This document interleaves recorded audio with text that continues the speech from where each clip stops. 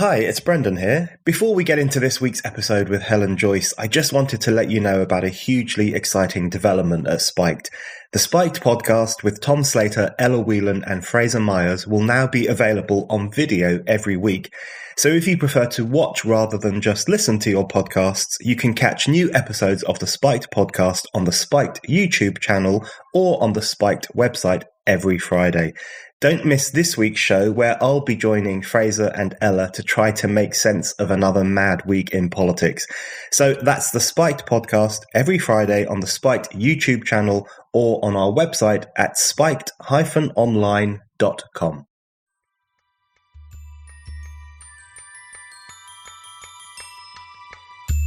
I have by now seen males on the podium taking gold, surrounded by women, too many times. The first time I saw it, I truly thought that was the end of it. I thought you could show that picture to anybody, and anybody would get it straight away. Well, it just turns out that the body denialism goes very far. And then there's this 43-year-old bloke who seems quite out of condition, comes in and lifts more than most of the women. I mean, what can wake people up? Like, if you can't look at Laurel Hubbard, if you can't think about rapists in women's jails, if you can't think it's obvious that you wouldn't allow men into the changing room top shop, etc., what is it? What is it that wakes you up? I don't know. Hello and welcome to the Brendan O'Neill Show with me, Brendan O'Neill. This is a podcast in which an esteemed guest joins me to talk about the big ideas, the bad ideas, the problems and the controversies of life in the early 21st century. In this episode, I am delighted to be joined by Helen Joyce. Helen is a journalist, editor and author. She is an executive editor at The Economist and was previously editor of its finance pages and its international section. Helen is the author of the new book, Trans, When Ideology Meets Reality, which digs down into the fractious discussion about sex and gender and into the problems with a transgender ideology. So, Helen, let's talk about your book, Trans, When Ideology Meets Reality, which is a very good book and has had lots of positive notices already. And it's part of a broader intellectual pushback against transgender activism and against the excesses of transgender activism in particular. And there is this kind of pushback that's coming primarily from women, from thinkers, from activists, from feminists who've had rather enough of some of the claims that are being made and some of the encroachments that are being made by transgender activists. And I wanted to ask you, just to kick us off, what was the moment that got you interested in this issue and made you think it was necessary to start mounting a critique of it? Was there a boiling point? Was there a moment when you were pushed over the edge? Or was this a kind of more slowly growing concern about where this issue was heading? I think there were two issues, or two moments, and each of them meant something different to me. I should say I distinguish very strongly, both in my own thinking and in the book, between transgender people and transgender activism. Yeah. I've no objection to people who find it difficult to live in the world presenting as members of their sex, and I think that it's part of any decent society to try to accommodate all sorts of different people. I have a huge problem with the truth claims of transgender activism, namely that our biological sex either doesn't matter or isn't real, and that something that we feel should be allowed to overwrite it. And so I was bothered by that really from the beginning, because if you abandon the sort of material reality of sexed bodies, in particular women's sex bodies, you have no basis upon which to assert anything that you need to do specially for women, like have, places where women can get undressed without men hanging around, or, sports that are specially for women without men coming in and taking all the medals. And I realized that straight away. But that got me interested and it got me concerned and it got me reading and thinking, but it didn't get me over the hill or over the edge to writing a book. That was meeting people who are detransitioners. So these are people who were fooled by this ideology into thinking that they needed to transition to be happy, that they had this weird inner soul thing that's actually an opposite sex soul, and that explained everything that was bad about their lives. Happens a lot to teenage girls these days, because there's a lot wrong with being a teenage girl, it turns out. It's quite hard in some ways. And somebody comes along and says the reason you find it so hard is that you're really a boy, you take testosterone, you maybe get mastectomy. Some of them, that I know have had hysterectomies, had their ovaries removed, and then realise this is all a chimera. So that struck me as a grotesque medical scandal and child abuse. And that was the moment when I said, well, it doesn't matter where this goes, doesn't matter if it blows up everything, I have to write this book. Okay, so I very much share your focus on distinguishing between trans people and trans activism, because they are very different things. And you make that very clear in your book, that there is the vast majority of people want trans people to be able to live freely, to live without discrimination, without persecution, and to be as happy as it's possible for a person to be. But then there is the transgender movement, which is something that claims to speak for trans people, but as you articulate very well, it often pushes an agenda that runs counter not only to women's rights, but also to the interests of trans people themselves, potentially, in terms of the backlash, which I want to touch on that issue with you later on. But one thing that I want to ask you about, just to start this ball rolling on the problems with this movement and the conflicts that it raises, is you talk about the fact that this is a movement that presents itself as the new civil rights movement. And we hear this kind of terminology all the time. You'll often hear people saying that Helen Joyce and the likes of Helen Joyce are on the wrong side of history. They are the kind of people who would have tut-tutted at Rosa Parks when she refused to give up her seat. That's the kind of language and the kind of boasts that are made by aspects of the transgender movement. So how would you categorize this movement? I know that you compare it to being almost like a state religion, but why do you think it's important that we disentangle this claim that it's a civil rights movement and really call it out for being something else? So if you look at civil rights movements, what they do is they notice distinctions without a difference. They say that there is no good reason. There's no reason that is anything except prejudiced for not letting women vote. There's no reason that's anything but prejudiced for slavery. You can't stand these things up on their merits. You're making a distinction between men and women that is a distinction without a difference when it comes to how you run your country. And so civil rights movements are movements by the oppressed group to take back this, to put themselves on an equal footing with the oppressor group. And it's an equal footing that's justified. So it wouldn't be a civil rights group movement if we said that, for example, small children had the right to make the sort of decisions that adults make, because that's not a distinction without a difference. It's a distinction that's based on a difference. We say that 5-year-olds, need parents to consent for them for all sorts of things because children aren't the same as adults. Now, really, in every way that I can think of that matters, black and white people really genuinely are the same. It's just the most minor differences. It's just skin color, I mean, you really have to have prejudice to see it. And then maybe there's more real difference between gay and straight people in the sense that they have different partners. But when it comes to things like being allowed to marry the person you love or work or move around safely, it's a distinction without a difference. But then when you come to men and women, there are distinctions that are differences. Men, male and female are really very different things in some places, in others not. So this distinction without a difference would be, women should be allowed to vote, they should be allowed to work, they should be allowed to stand for office, they should be allowed to do everything they want. But then when it comes to bodies and thinking about who gets pregnant and who can be raped and who's stronger, and the fact that men commit nearly all violent crime, that men are sexual aggressors, women are mostly the victims, those sorts of things, it's not a distinction without a difference. You actually have to start talking about the fact that these are two different things. So that answers, I think, your two questions, which sounded like they were different, but they come from the same place. Like, one is, this is not a civil rights movement because it's not demanding that we ignore a distinction without a difference. It's asking that we ignore a distinction that has a difference. And then why should we care? Well, because we are all sexed. We are all either male or female. So if somebody comes along and says that doesn't matter, they're saying something about all of us. They're not saying something just about trans people, which is, the first thing that people tend to say to me when they ask about the book is, they say some things that count as very transphobic if you are in the movement. They say things like, remind me again, a trans woman is a man who thinks he's a woman or a woman who thinks he's a man. And it's like, that's just massive no-no for the activists. But then the next thing they say is, but surely there's hardly any of them. Why does it matter? But it's not a claim about trans people they're making. It's a claim about all of us that they're making. That's a very useful description of the problem at hand.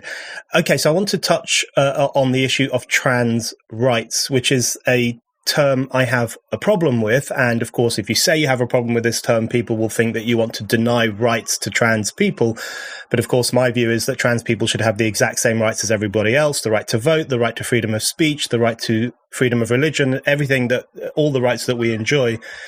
But trans rights has become a problematic term, hasn't it? Because it actually means something else. And one thing that you talk about in your work is that trans rights has become completely and utterly bound up with gender self-identification. So when we hear what has become almost a religious mantra, which is trans rights are human rights, trans rights are human rights, and these kinds of things are always repeated like 10 times, which I think proves the kind of religious aspect to some of these claims, we are invited to accept trans rights as being similar to women's rights and other rights that have played an important role in the advancement of humanity over the past few decades.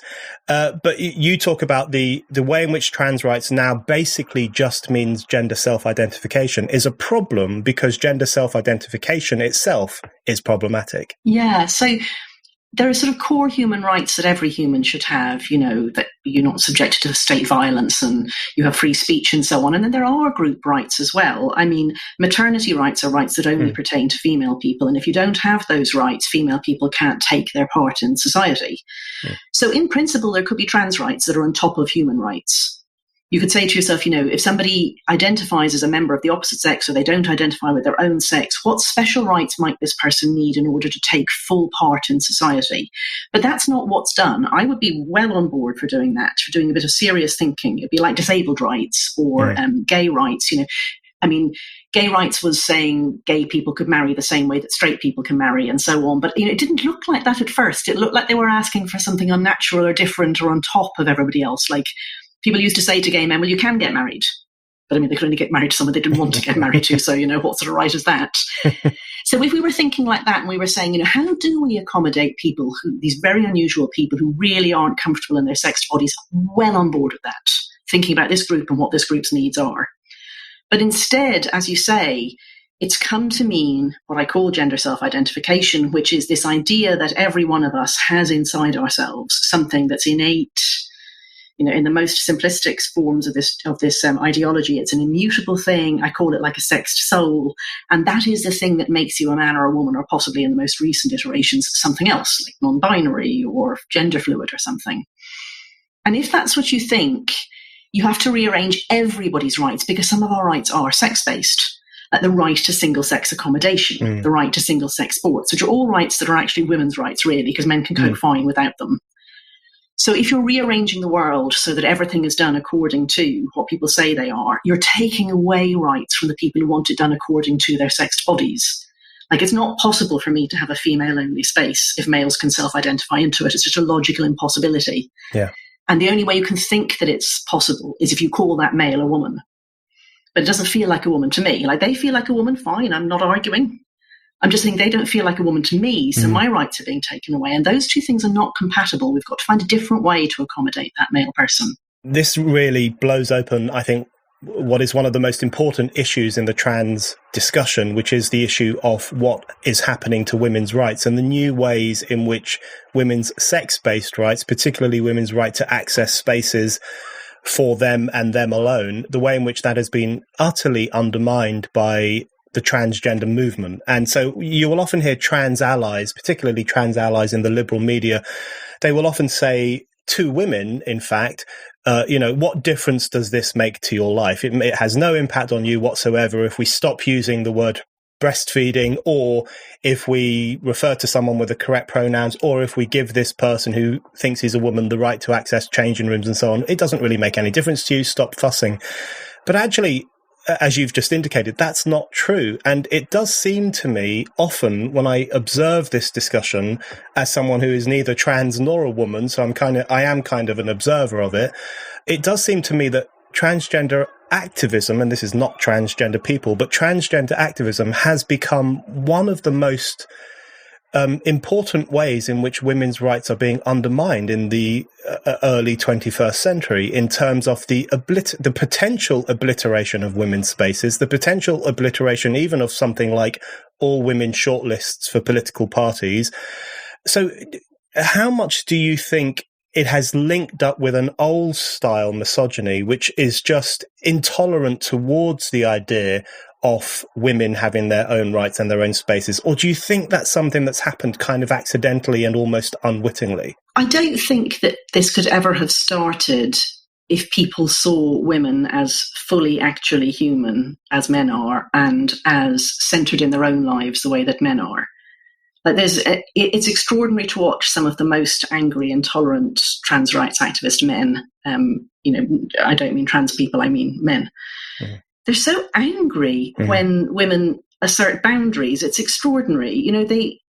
I honestly look at them and I think it's as if the sofa stood up and said, "I'm sick of you sitting on me. I want to go to the other part of the living room, thanks," or something like that. And so, I call it supporting actress syndrome. Women are only really meant to be there as they fit around men. And there are women who like doing that, and it works quite well when you're young and you're beautiful. And you maybe don't notice that that's why you're getting attention and why everything's going well for you. You may think that, all these guys at work are very impressed by the quality of your analysis of the third quarter results or something. So you're just not really aware of it, I think, unless you're quite observant. I think that's one of the reasons that young women can be quite ignorant about where this is going for them. Like they can say, "I don't mind, it's fine with me," And they don't know that when they get older and they start to say, "No, I don't like this, I don't want this." And you're like, "Oh, bloody hell, that old woman, that old cow, she thinks she's got rights to say something. She thinks that she matters." So I don't think it was like that people sat down and said, "I really hate women and I'm not allowed to call them witch or bitch anymore, so let's go for TERF." Yeah. But I don't think you could have had an ideology that suggested that what made you a woman was a feeling or a thought or an action or a role or, accessories or any of those things. If you really saw women as fully human, they have to be other, in the expression of the second Sexist, Simone de Beauvoir's famous book, like they're defined around men. Mm. So in that sense, I think it is fundamentally really sexist. And then, of course, I think there's a whole bunch of men who don't give a shit about Simone de Beauvoir or any of those things, but this is just a really, really great chance to shout at Rosie Duffield or J.K. Rowling or whoever the hell you like, I wanted to ask you about precisely those two women and others, including yourself, in fact. The one thing that has alarmed me over the past few years has been just the visceral nature of some of the comments that have been made about women. And it's always worse for women. I mean, I've had flack for things I've said about the transgender movement. I've encountered a couple of protests when I've spoken at Oxford and other universities and all those kinds of things. But it's usually fairly mellow and it's like, oh, this is just some bloke sounding off. It's seen as being part of the natural course of things that you might have a controversial commentator who would say particular things. But when women raise this issue and when women say, well, actually, we're going to stand up for our interests, which we think run counter to some of the claims being made by transgender activists, the visceral nature of the response sometimes, even in this era of social media insanity, is really deeply disturbing. So J.K. Rowling, of course, is subjected to rape threats and death threats. Rosie Duffield, I just think the attempt to expel her from the Labour Party by supposed LGBT activists is just grotesquely misogynistic, and she's never said anything transphobic. She's simply expressed views that are favourable of women's rights and favourable of gay rights, in fact. And then, of course, women like you and others will often be called TERFs, which is a 21st century version of calling a woman a witch, a bad woman, cast her out of polite society. What do you think explains the visceral nature of the response to any pushback? Because surely a movement that was confident of itself, like a genuine civil rights movement, for example, would be able to brook criticism, would be able to brook dissent, would be able to intellectually push back against it. But there's something about this movement which responds in an incredibly rash way, particularly to women. I think that the highly linguistic nature of the movement is very important. So what trans rights are understood to be in the ideology, as opposed to my version of it, which would be like thinking about what it is that trans people need to fully flourish. What it means is forcing everybody else to see reality your way. Mm. So if you are a male person who feels like a woman, everybody else is not just meant to say, oh, okay, fine, I'll go along with that. I see where you're going with this. I'm, very happy to accommodate you in every way I can. But, obviously you're not going to come into our changing rooms or our sports, because that's actually where we say no, because it actually matters to us. You're meant to start seeing them as a woman. You're meant to think of them as a woman. When you're on your own, you're meant to talk about them in the third person as if they're a woman. And it's because they actually just aren't a woman. Reality. That's the ideology and reality of the subtitle of the book. If somebody just isn't female, I can't make them female. They can't make them female. Nobody can make them female. There's literally nothing that can be done to make them female. So it's all just in the words. Yeah. And then once you start to insist that people are rewriting reality in words, you have to become incredibly totalitarian. You have to forbid them to even think something that isn't right. But the thing is, it's just not amenable. You know, our perceptions of what sex people are just not amenable to our social engineering. So you have to become more and more totalitarian. You have to make it absolutely terrifying for somebody even to say in the nicest possible way, look, you know, Caitlyn Jenner is actually male, and Caitlyn Jenner, lovely, fine to call her Caitlyn, fine to call her she, fine to call her women, all of that. But, you know, she did win those medals as a man. You can't be allowed to say that. Reality has to be overwritten. And when you're being totalitarian about something, you need to put policemen in people's heads. You know, it can't all be done by the real police. It has to be that individuals do it. So you mentioned the mantras. I mean, the common mantra is trans women are women, trans men are men, non-binary people. And I always want to say are binary because that would be the finishing by analogy with the others. But it's non-binary people are valid. These things are thought-terminating cliches that stop you when you feel yourself straying off to a thought that you're not meant to have, which is, you know, gosh, Elliot Page got those roles when she, trans men are men, you know, you have to stop your brain from going there. So I see the threats and the viciousness and the way that they hound in on you the second that you overstep any mark as being not just ways to keep you in line, but ways to keep everybody in line, to keep everybody with the policeman in their head.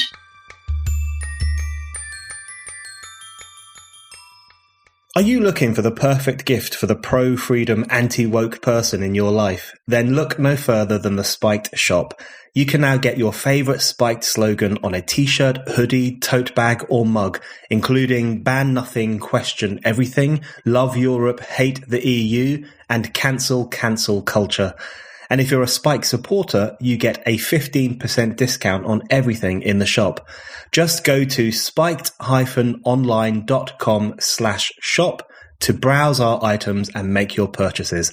That's spiked-online.com/shop. One of the flashpoints for me in this issue was when Bruce Jenner became Caitlyn Jenner, and there was lots of commentary about it. It was a pretty transformative moment in this whole issue. And I was reading things that were actually saying that Caitlyn Jenner has always been a woman from the very beginning. And you think to yourself, well, hold on, this is someone who won gold medals as a male athlete. This is someone who has fathered children. This is someone who lived as a man for a very, very long time. The idea that person was always female and that we must now always think of them as female. So it really is getting into the mind. I thought that was a real insight into how Orwellian this movement was going to become. But I think what you've just said is very interesting in terms of this is not just about politeness, because most people are willing to be polite. They're willing to call people by the names they want to be known as. They're willing to do those kinds of things. It's about demanding submission to the whole idea. So even in your private moments at home, late at night, having a glass of wine, you have to still think that this person is a woman, and you're not allowed to dissent from that at any time.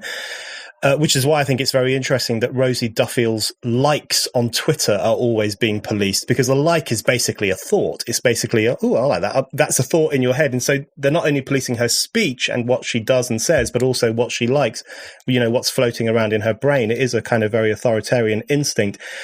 But just a brief question on this issue. I want to ask you where you stand, because there are differences within the trans skeptical movement itself. You know, there are some pretty hardcore TERFs in quote marks, and then there are others who are a little bit softer. I want to ask you where you stand on the issue of pronouns, because one difference that I've encountered from speaking to various women who are mounting this intellectual, social pushback against the excesses of the trans movement, there are some who absolutely refuse to use female pronouns for people who were born male, and there are others who do use those pronouns as a courtesy, as a form of politeness. And the argument that's made by those who refuse to use them is that, well, if you start to play this game, then you buy into the logic of the entire movement, which is that you must bow down, you must kowtow.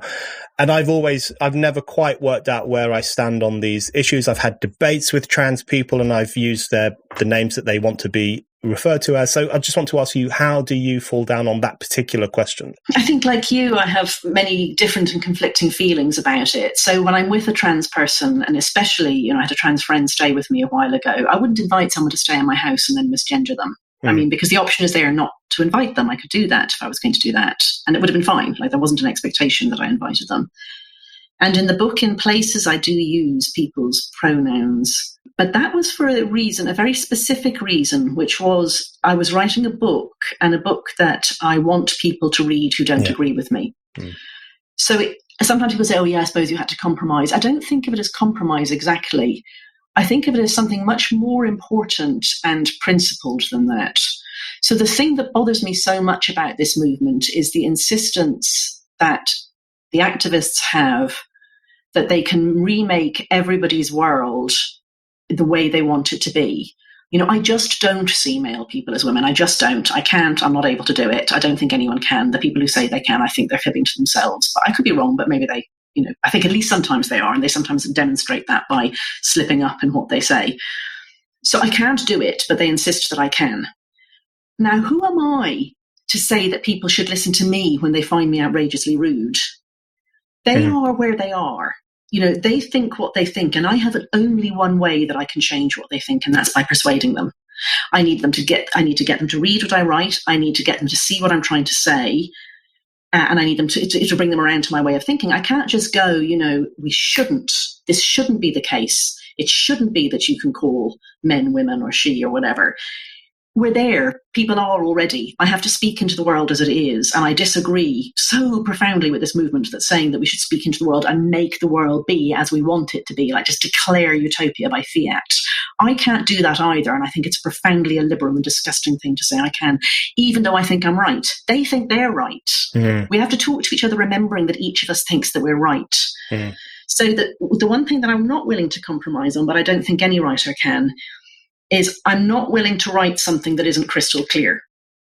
So I'm not willing to write, you know, not that I do any crime reporting, but you see, you know, crime reports that say, you know, woman went into supermarket and slashed people around with a machete, and nowhere does it say actually a man in any way. Like, it doesn't indicate in any way in this report that actually this is a trans woman or a male or used to be a man or any of those things that are all a bit inaccurate because this is just a man. I mean, we can't change sex, but at least tell you what's happening. So that was my only rule for myself, that at no point could somebody be unclear as to what I'm saying, what sex this person is, how they identify, what that means. But within that, I did on occasion use preferred pronouns. I won't use them for rapists, not happening.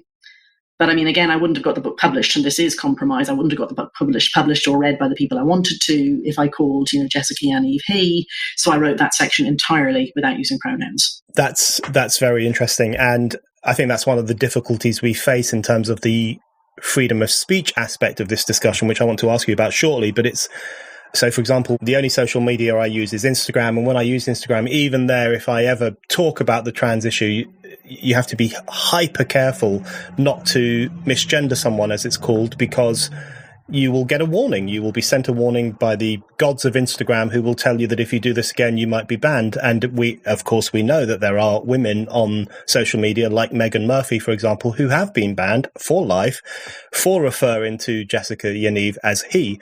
So it's a very difficult area in terms of the freedom consequences. But I'll come back to that in a moment. The other thing I want to ask you about in relation to the transgender movement and some of the problems with it.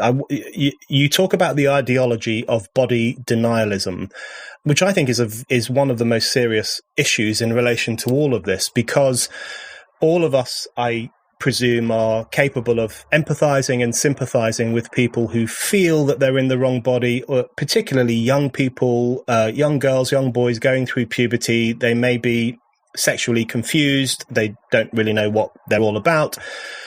We could sympathize with those people who might feel alienated from their own body and uncomfortable with the changes that are taking place. But it strikes me that one of the problems with the trans movement is this encouragement of body denialism, this encouragement of saying, well, this is the wrong body. So saying to, for example, a 13-year-old girl, you are in the wrong body. And I think people don't understand how grave the consequences of an ideology like that can be. So we know that there's a rise in breast binding. There's been a huge spike in young girls now going to gender reassignment clinics, being put onto drugs. And I want to come back to the issue of detransitioning in a moment. But I guess this is a very simple question, maybe a two-parter question. Firstly, what do you mean by body denialism? And secondly, why can people not see that this is a serious problem, especially for kids going through those changes? I think you have to remember two things. One is that we're monkeys, and the other is that we're monkeys with really outsized brains. We're strange creatures. We're the weakest of all the apes, and, only our sight is any good. Our sense of smell is terrible. We're physically weak. We can't run fast. Our backs are crap. All sorts of things are wrong with us, but we have these big brains. And the result is that we have a dual life that other animals don't seem to have. I mean, not that we know very much about their interiority, but from what we can tell, we feel like we're a little homunculus behind our eyes that's carried around by a body that we're often not thinking about very much. Mm. Like if you look at dogs, the way that they live, they're clearly really in it the whole time. Like they're smelling. The whole world is so big and, vivid to them. And we tend to go around in this blur of past and future and very little in the present. Like we're just, I'm always wandering around just thinking about ideas and not actually noticing what's around me. I think I live in the present very little. So it's not strange that we have ideas like that we have souls, or that we're going to, that we were somewhere before we were born and we'll be somewhere after we die, or that people could be in the wrong body. It's sort of natural given what weird animals we are. And then, that means that we often have sort of dysphoria or dysmorphia, because these are feelings of disease of your body, or ideas that things are wrong with your body, because we're not very in tune with our bodies. And it's been made so much worse in the past, say, 20 years since the internet took over everything. We live on screens. We're used to avatars and computer games. We do a lot of our communication by typing now. And we've forgotten that we are actually embodied creatures, and most of us don't live that way very much. We don't make things. We don't, move things in the world and touch them and feel them and, interact. So we're living in a world that's creating dissociation from our bodies. And then into this comes this ideology that says there's an identity within all of us that's really not in any way connected with the body. And in particular, the way it's not connected is to do with the sex of the body. And we're all uncomfortable talking about sex and thinking about sex to some extent. I mean, I regard embarrassing my children as one of the major joys in life, so maybe me less than many other people. But, even I find it rather difficult to really think about the physicality of the people around me in the sex sense, because it's just, you just don't. That's kind of weird. You're working with them, or, they're on the train or something. You're not thinking that way. Animals must, because they don't have clothes. We don't. And then, then this idea comes into your head that what's wrong with you at a time that things are often very wrong with you, namely your teens, is something to do with this inner sense. And you don't feel right in your body. Nobody feels right in their body at puberty. Your body's changing too fast. It's embarrassing. You don't know who you are. And this idea lands with a thud, and it gets taken up by all sorts of people whose issues, they may be that they're self-harming, or they may have an eating disorder, or they might be autistic spectrum disorder, or they may be anxious or depressed, or none of the above, but just this seems like an explanation for things to them. So I think it's really important to remember that we're actually creating this gender dysphoria. It's not that there's a sort of a naturally occurring instance rate of gender dysphoria. We're creating it by our society, by the way that we live, and then by the ideas that we teach our children. And then we tell them, oh, we made this idea in your head that your body is wrong. And by the way, the answer to it is cutting it up. And because of this dissociation, children really think that they're being promised that they're going to get a perfect body of the opposite sex. Yeah. They're not wise enough yet to know about scar tissue and nerve damage, and, that what's being made is just a simulacrum, and, that male and female are down to the cellular level, or any of those things. They're being sold a pup, actually. Yeah. Before we come on to the depressing but incredibly important issue of detransitioning amongst young people, just on that question of body denialism and the idea, this active encouragement of young people to make their body conform to their supposed sexual soul or sexual brain, I sometimes have to wobble my head to make myself realize that society itself is often encouraging young people to take this drastic action. But it poses as a radical movement. It poses as this great leap forward for the rights of, eccentric minorities or marginalized minorities and so on. But isn't there a very conservative element to this as well? So, for example, if you are a 14 or 15-year-old girl, you might be a bit tomboyish. Maybe you're going to grow into to become a lesbian at some point, or maybe you just have supposedly male views. I'm doing quote marks, people can't see that. And what the trans movement is essentially saying is, well, if you do all of this, you're obviously a man, really, deep down inside. And so you end up in a situation, just to give one example, of young female lesbians, for example, you end up in a situation where young lesbians are being medically corrected in order to make them more understandable. And I just wonder, how have we ended up in a situation where it, once again, like it happened many, many decades ago, it has become acceptable to administer drugs to young gay people in order to correct. And I often remind people that Iran does a huge number of transgender operations precisely because it is such a virulently homophobic society and cannot tolerate the existence of young gay men in particular, and would prefer to turn them into women. How have we ended up in that situation, and why are so few people capable of seeing that allowing young people to flourish and grow into their sexuality is far preferable to what we're currently putting onto their shoulders? So if you believe the idea, like if you've bought the idea that people have sexed souls, then of course you'd fix, what you'd think of as a birth defect as early as you could. So it's all this idea's fault, in my opinion. Like when you have a bad idea, like I say this in the introduction, ideas have consequences. You can't partition them off from other bits of the world. You can't say, there's some people, just a few of them, for whom we have to think about everything differently, but everyone else will just keep thinking about things the same way as we were. It doesn't work like that. It'd be like saying, over here 0 equals 1, but the rest of mathematics is fine. No, if 0 equals 1, you've just screwed up the rest of mathematics. And then within the ideology, you see, because it's posited as being sort of an inner knowing, an inner essence that only you can have revealed to yourself in some, presumably rather religious way, like that you've meditated and, I don't know, does a revelation come to you or something. They deny that this is actually all about stereotypes. They'll say, no, a trans woman could be like anybody. A trans woman can be a tomboy, just like a woman can be a tomboy. All women can be tomboys, so trans women can.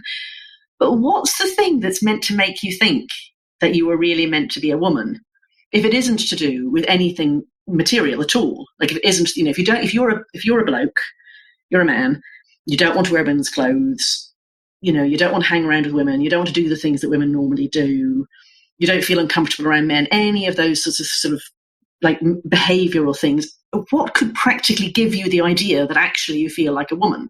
There just isn't anything. So they say that it's about this inner feeling, but actually, especially in teaching materials, if you look at what they do in schools, like it's unbelievably regressive. Like it's amazing how regressive people are able to be when they're killing themselves. They're being progressive. I've seen teaching aids. I describe some of them in the book, where my favorite one is definitely the mermaids one. It's a 10-part, like 10 little figurines, and at one end is Barbie and the other end is G.I. Joe, and then these figurines morphing between the two of them. And they're literally supposed to show this to kids and say, where do you think you are? And most kids don't actually have any doubts about what sex they are. They're fine. But you're introducing these doubts. And then you're also saying to all the kids, if you happen to be a bookish, quiet boy, you're fine being a boy. It's not a problem with you in any way. Or indeed, you're heading towards puberty and you're starting to think that it's the boys you think look nice, not the girls. You look at a spectrum like that and you think, well, I'm obviously not at the G.I. Joe end of it. Yeah. So does that mean I'm gender fluid or gender flux or non-binary, or horrors, I might really be a girl, and, say all of that in reverse for the girls? So actually you're encouraging children to act out the stereotypes for their sex so that nobody doubts them. You're saying to boys, if you are the sort of kid who likes chess and, you really liked your big sister's dolls when you were little and you don't like the rough and tumble things, actually other people are going to think that you're a girl.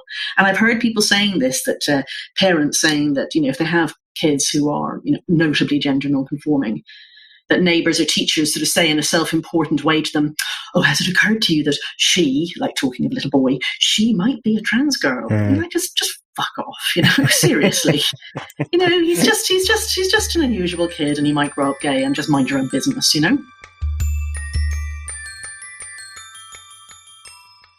Spiked is publishing more than ever. Articles, interviews, book reviews, long reads, podcasts. Every week, Spiked is packed with brilliant content on the big issues and big themes of our time.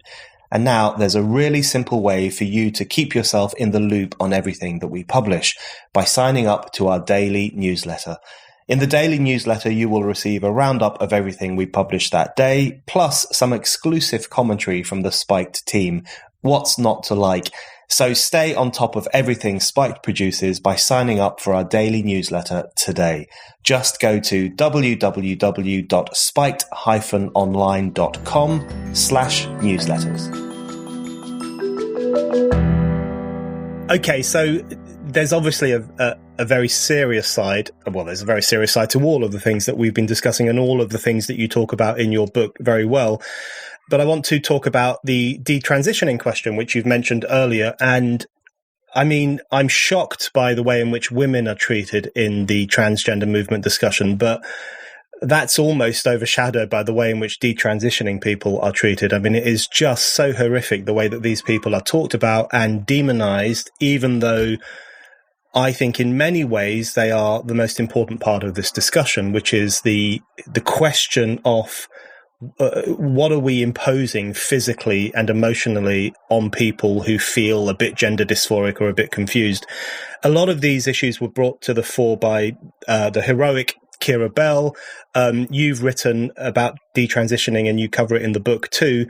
And you talk about just how serious this can be when we have a society which not only provides cross-sex hormones and mastectomies and castrations, operations, very serious operations on perfectly healthy bodies. Not only do we have a society that provides that, but we have a society that validates that and celebrates that and says this is a wonderful thing for someone to do. It's becoming your real self. And very often people are left with serious scars, bodies that are unrecognizable from what they had been previously, things that will last a lifetime and which will impact on them for a lifetime. And so when people choose to detransition, or rather to go back to the sex they are, it's very difficult for them. They have very little sympathy in the broader media, aside from writers like you and a few others. So how important do you think the detransitioning question is, and why is that something that, as you described earlier, something that really pushed you to think, right, this is something I need to start covering? So within the ideology, because the gender identity is posited to be this thing that only you can know and that's almost sacred to you, there's no possibility of mistake. Like if you say you're a woman, I have no grounds to challenge that. It must simply be accepted.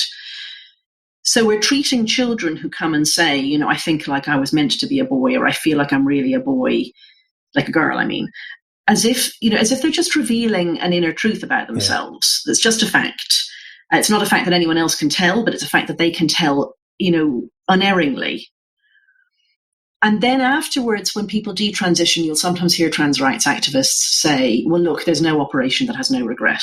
And that's actually true. Like even very minor operations, like if you just, something like, removing an ingrown toenail or something, there's a rate of regret because every operation has a risk. But that's not what we're talking about here. We're talking about somebody who within an ideology that says you cannot be wrong about who you are, turned out to be wrong about who they were. So the next thing they'll say is, well, they're never really trans. But I mean, how can you say that somebody was never really trans within an ideology that says everyone is right about what they say about themselves? So these kids are like, they are like apostates, you see. They were believers who've given up their belief. And there's nothing that a very religious person hates more than an apostate. Yeah. They don't mind an unbeliever as much. Somebody who believed and gives up believing is the worst thing. Yeah. And they're the people who are shunned. I mean, if you look at the way Scientology treats the people who are suppressives or something, they call them, that may not be right. It's something like that. And I look at these kids and I say, you're the evidence. The way you're treated is the evidence that this is, a really intolerant ideology. Because, I've left a religion. I was brought up Catholic and I don't believe anymore.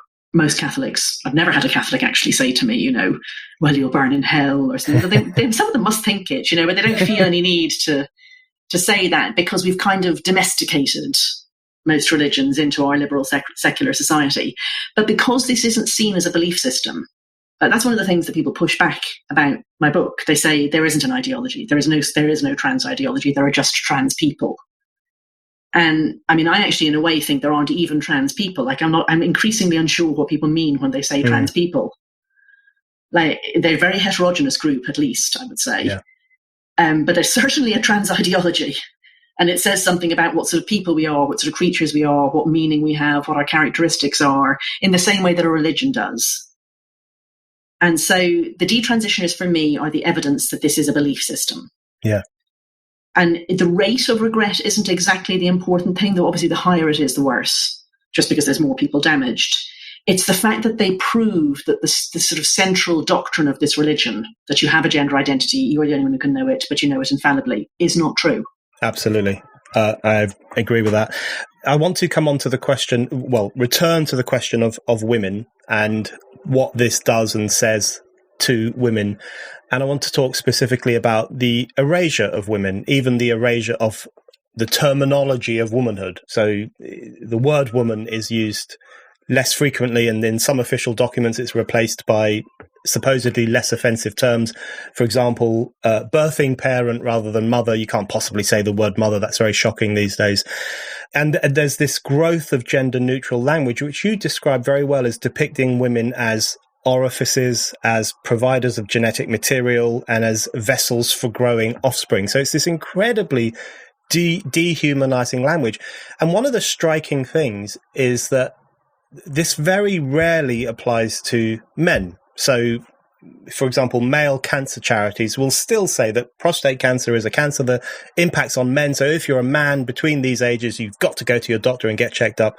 But when it comes to female-specific cancers or female-specific health needs, or childbirth, of course, which is exclusive to women, whatever people might say, that's where the gender-neutral language becomes very important. So in terms of this erasure of women, I wonder, how far do you think that can go? Do you think there will come a point when even people who have been pretty soft on this issue or haven't raised their head above the parapet in the way that you and J.K. Rowling and a few other people have, do you think there will come a point where people will say, hold on, this is just going too far? These are normal words. These are good words. It's good to appeal to women in the most common universal language imaginable if you want them to have health checks. If I often think, for example, of immigrant women in the UK who don't necessarily have a good grasp of English, who won't understand when you talk about, cervix havers coming for a checkup. They will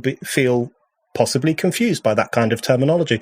Do you think there will come a point when people will say that's enough? We've got to start defending language and defending reason against these excesses of this movement? I do think that moment will come, but I don't think it'll be the language that does it.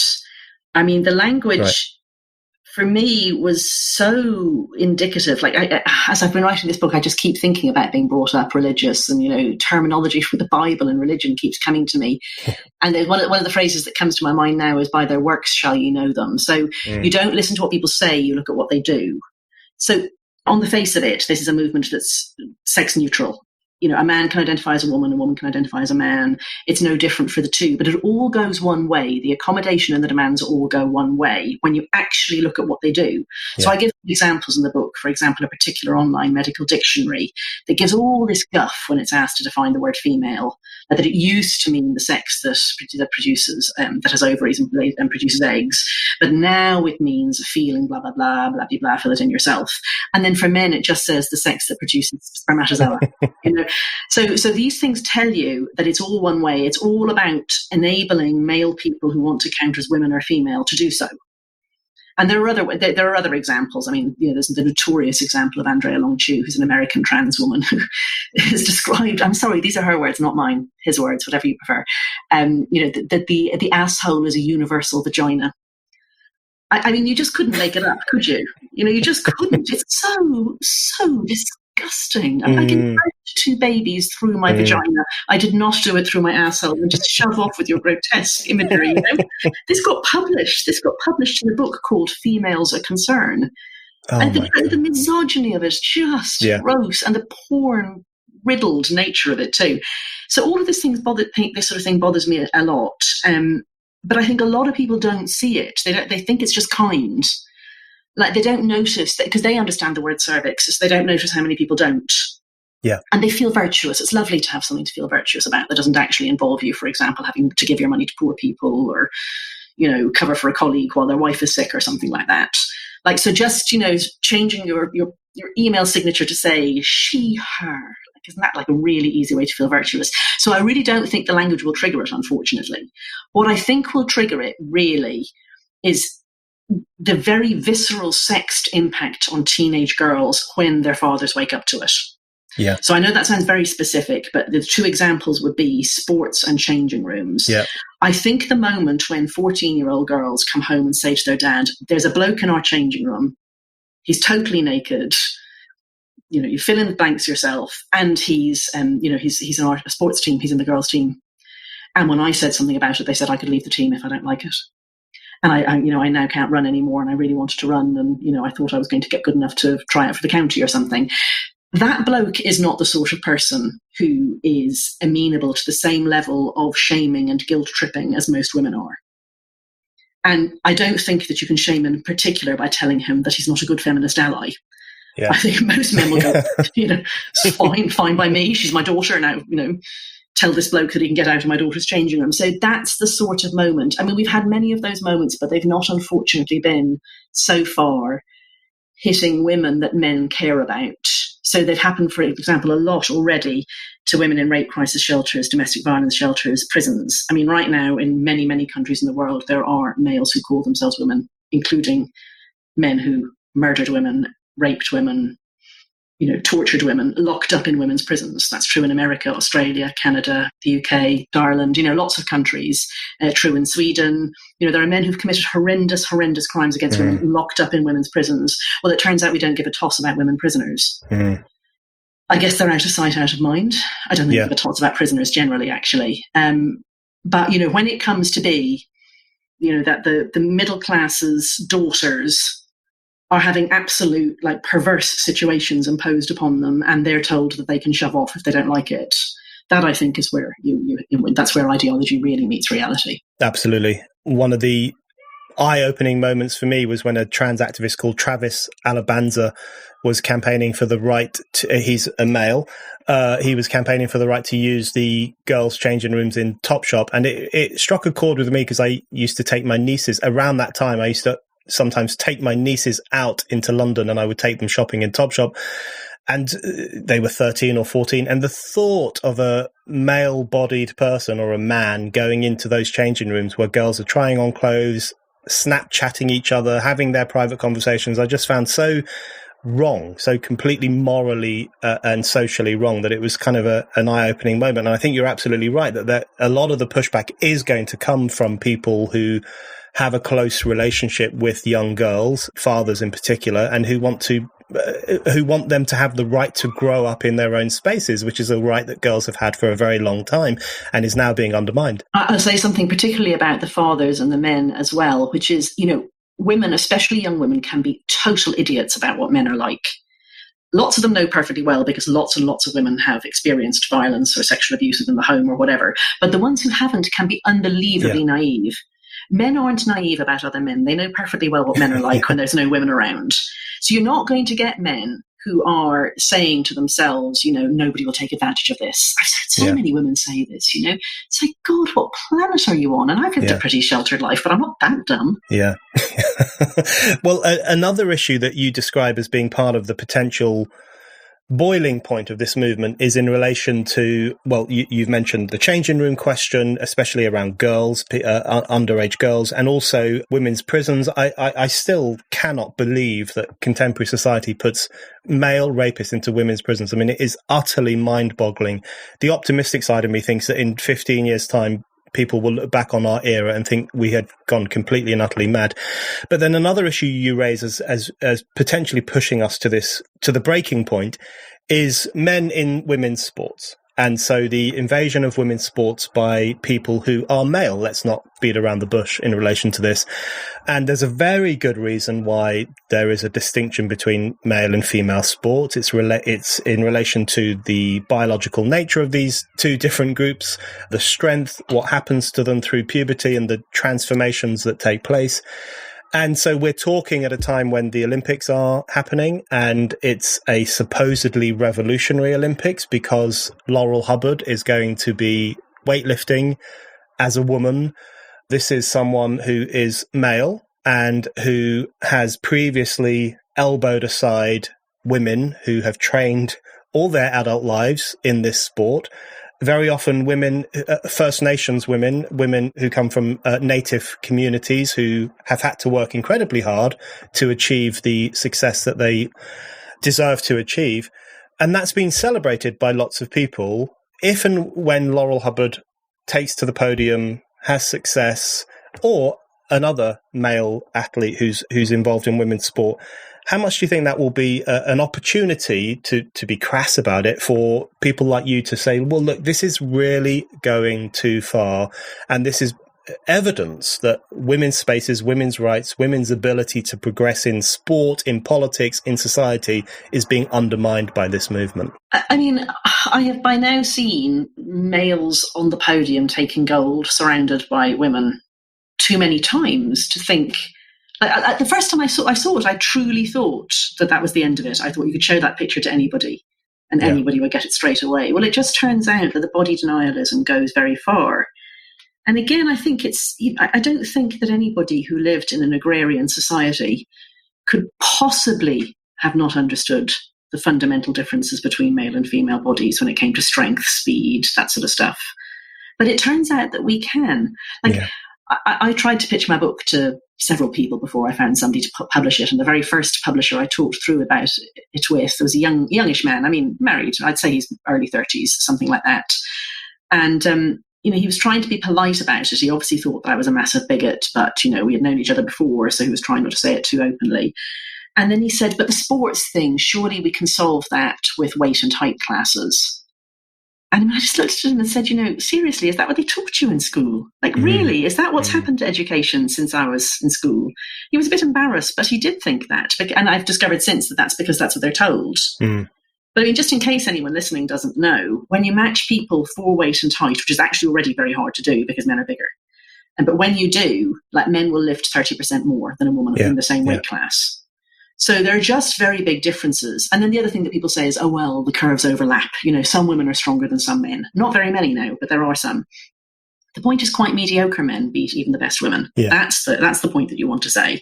Yeah. So I just don't know. I mean, I'd like to think that the picture wakes people up, or I'd like to think that, Laurel Hubbard getting gold would make people think, gosh, that's unfair. I mean, that's a person who's 43 and who really wasn't very good when he was a man, when he was identifying as a man and he was weightlifting. He really wasn't very good. And there's no woman of 43 in the Olympics.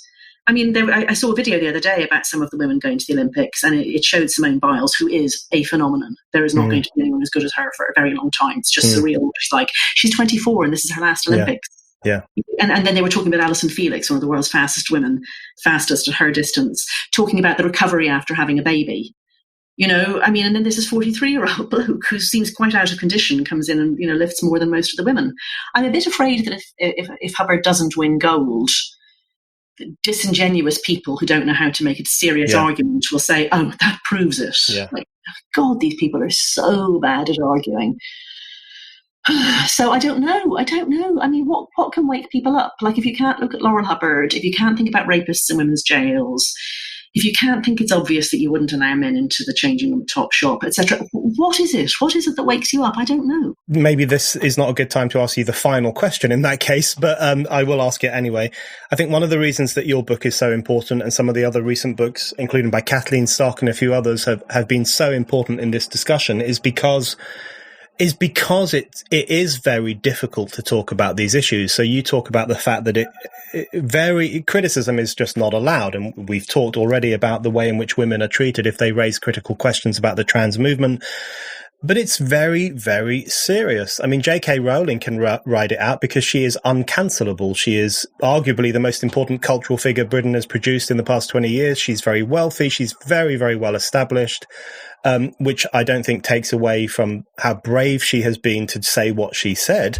But it does mean that she pretty much can't be cancelled. But other people can be cancelled and have been cancelled. People have lost their jobs for raising these questions.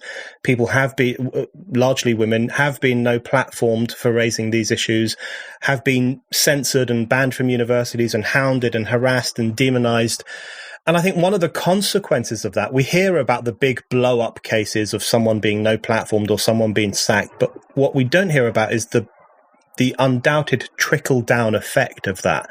And there will be many people who will say, well, I'm going to keep quiet because look what happens to J.K. Rowling. Even J.K. Rowling, when she raises these issues, she is sent pornography, she's sent threats, she's sent abuse.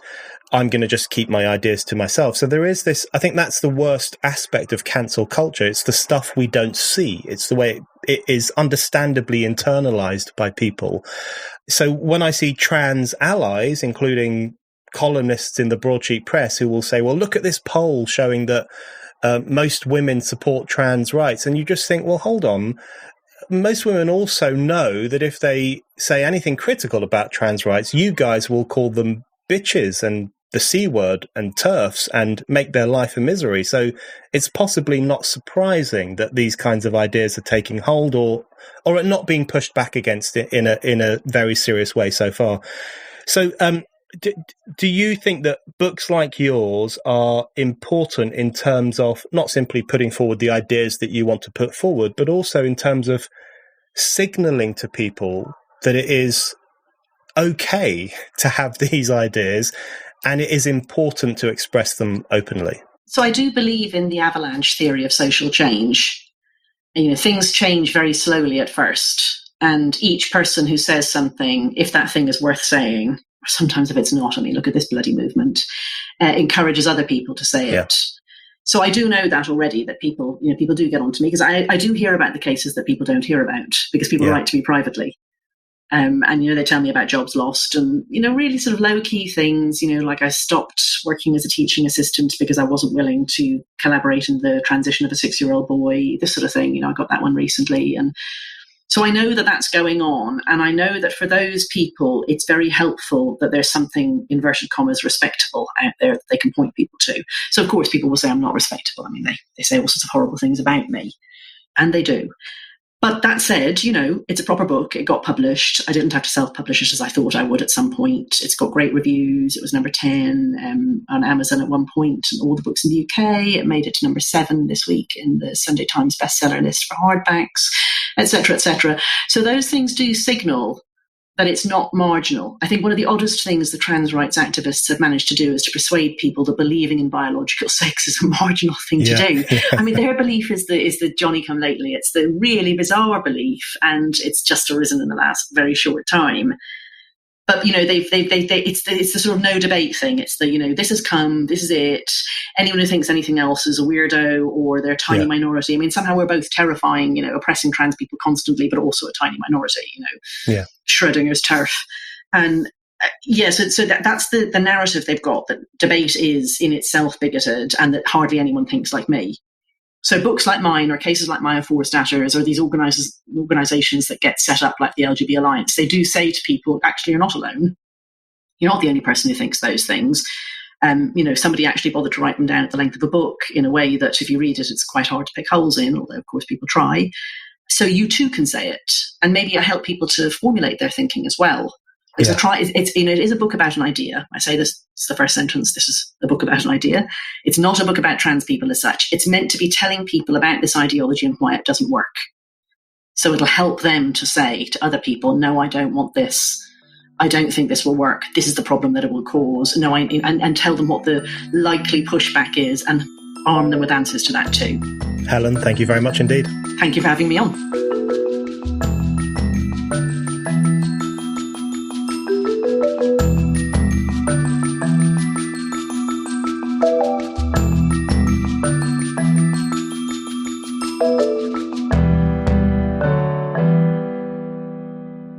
Thank you for listening to The Brendan O'Neill Show. We'll be back with another guest and more discussion. Don't forget to subscribe, and in the meantime, keep reading Spiked at www.spite-online.com.